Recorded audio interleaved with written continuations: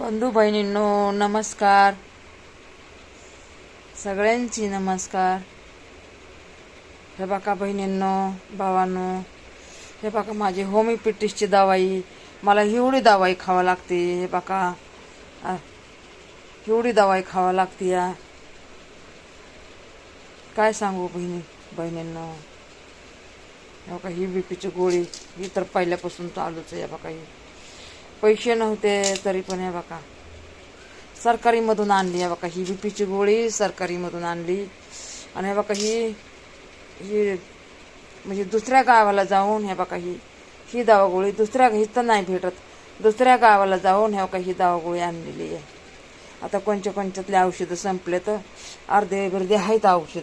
हे बघा हे गोळ्या अर्ध्या आहेत आणि अर्ध्या नाहीत. ही दवाई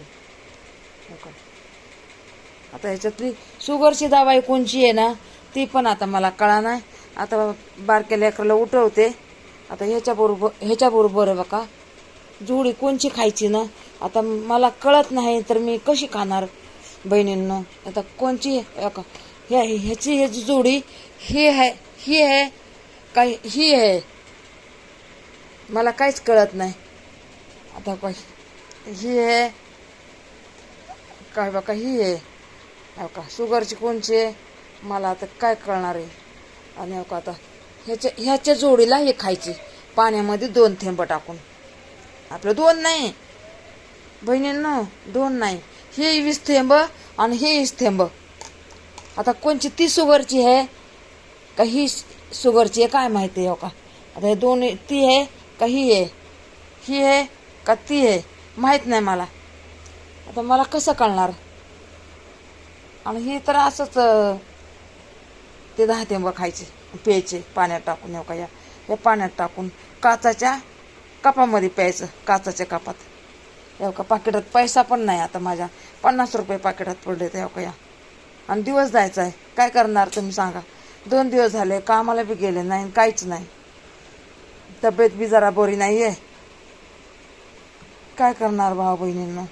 हां आणि पोरगं घरी असलं की म्हणतं नुसतं इडं बघती.